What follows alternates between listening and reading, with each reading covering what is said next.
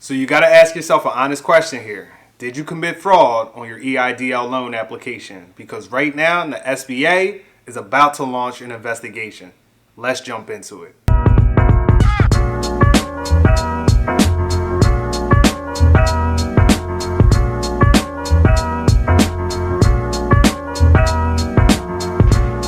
What's going on, everybody? Welcome back to the channel. And if you're new here, my name is Jonathan Moore. I'm a photographer, filmmaker, and a creative entrepreneur. And I like to make videos like these for other photographers, filmmakers, and creative entrepreneurs out there who are trying to build a life on their terms and get it how they live. So if that sounds like something that you're into, feel free to check out some of the other videos on my channel and even consider subscribing. So it is officially on. The SBA is saying that they are going to be launching investigations into fraudulent EIDL loan applications. There was an article that came out on Newsweek that was highlighting this whole investigation that's about to take place, and they have said that they are now looking into fraudulent EIDL loan applications where people were possibly lying about, the type of business that they had and or the amount of employees that they had. So as you know, as the pandemic went underway and the program began to open up and expand to different types of business owners, and the CARES Act had passed, they had initially said that you were supposed to get $10,000 just for applying to the program. Now, as time has went on, the SBA changed that around and they had made it only $1,000 per employee prior to the pandemic. So the EIDL program has been around for a very long time, but it is a government program, so it is highly inefficient. You know how the government is, they move slow. But during this whole pandemic, they opened the program up to more business owners and types of qualified businesses that were allowed to apply for the program. And a lot of those qualified individuals turned out to be independent contractors or sole proprietors who might not have a corporation set up. This article also goes to point out that there have been a lot of creators on a YouTube platform who have been, just advertising this program as free money. They're saying that this helps perpetuate the stereotype of this program just being free money for anybody to have at and grab. And it probably also influenced a lot of scammers to take advantage of the program. The article also states that they have been noticing a lot of fraudulent applications have been coming out of the Chicago area. So the Windy City, you guys are under a magnifying glass. They said that they've noticed that a lot of the applications are coming from apartment complexes and that they have been all saying kind of the same thing, that they have the exact amount of employees to get the whole $10,000 grant.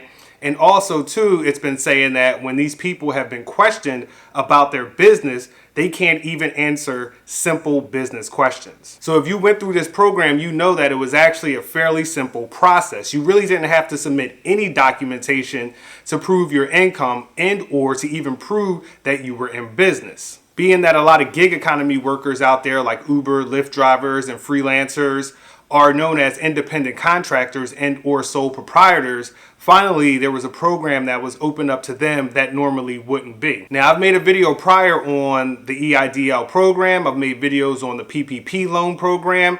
And throughout all that time, I've had people reaching out to me and they've been telling me that, they either have been scammed or somebody, they used somebody who scammed the system to get them the loan. And then they were getting a little bit nervous. And you know what? That's really unfortunate because there are a lot of hardworking freelancers, business owners out here who are doing things legitimately and the right way, and they really do need this money. So the main differences between the EIDL and the PPP is that the EIDL isn't forgivable. It's a loan that has favorable terms, and the PPP is possibly forgivable. But what they should have done, maybe in my opinion, is something along the lines of the PPP, where you had to actually submit some type of documentation showing your income, showing your profit, showing your expenses so you can be qualified to get this loan. But with the EIDL, they just did the streamlined process and you didn't have to submit any type of paperwork. All you had to do was put in some information, submit some numbers. There was no verification of those numbers. So you really could have said whatever you wanted to try to get the biggest loan amount that you possibly could. And I think that this comes as no surprise. Most people would have to have some type of idea that this program was going to get scammed, which again is really unfortunate because there are a lot of hardworking people out here who are trying to do things the right way. So now with these investigations being launched, I don't know what's going to happen. Now, they gave out a ton of these loans.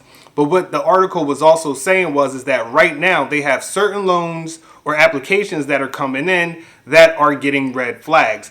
And I'm sure that they're going to take a magnifying glass and look into some of these loans a little bit more closely. Now, here's the reality of the situation. When you are a small timer, okay, you always end up getting the short end of the stick.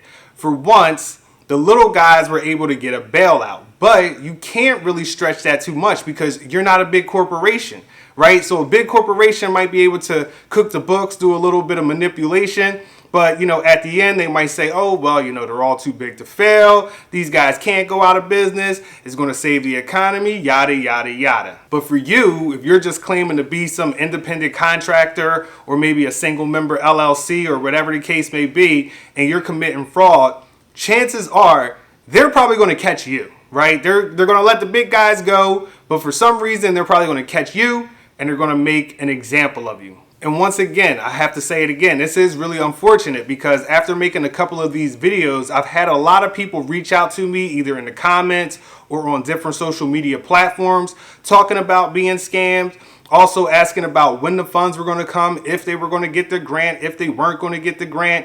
And we all know that right now the grant program is closed. It's run out of money. But then again, it will be really unfortunate to hear that it ran out of money because you have people scamming the system who have no plans or no intentions on trying to be in business, or even if they're using that business to feed their family, like most of us are, just to, that sucks to hear that this program has run out of money because scammers have taken advantage of it. Also, too, this article was talking about YouTubers who promoted this as free money, and they are saying that they're going to take a closer look into those YouTubers. Now, for a lot of the YouTubers out there that I've watched, that I've learned from, they are promoting it to some degree as free money, but a lot of it is educational. They're not really telling you, for the most part that I haven't seen any tell you to go lie on your application or to go put any type of false information or even how you could game the system. But once again, you never know how the SBA or the governing bodies are going to interpret how they've been giving out that information. So hopefully those ones who have been really genuinely doing a true job of trying to educate those out there, because the reality is the government doesn't really advertise these programs. Even though they're open to people like you and me, it's not like they just telling everybody in the world hey, we got this EIDL loan program, why don't you all come and apply because everybody's eligible. The reality is that if it wasn't for a lot of these YouTubers, most of us probably wouldn't even know about any of these programs that were going on. And, we would just still be out here suffering. And even those who have applied for the program, have been accepted, have got funded, are still living in a spot of uncertainty because we really don't know what's going to happen over the next couple of months or even the following year. So if you have been scammed, or if you have done some scamming, or somebody who's doing some scamming, you should probably tell them to stop. If you feel like you've been scammed and somebody helped you with your application, you need to just try to return that money. Hopefully nothing comes down on you because, like I said, it's usually always the little guy who always gets nailed to the cross. The big guys, for some reason, they might get caught, they'll get a bonus, and then they'll just skip off into the sunset. But for the little guy, that's where they always put the magnifying glass at. So hopefully this video was helpful. Hopefully it was informative. Once again, these programs are still open. So if you are a legit sole proprietor, a legit freelancer, a legit, gig economy, or you have a legit LLC, right? A legit business, a side hustle, or maybe it's your full-time income, these programs are still open right now, the EIDL and the PPP, but they probably will be coming to a close pretty soon.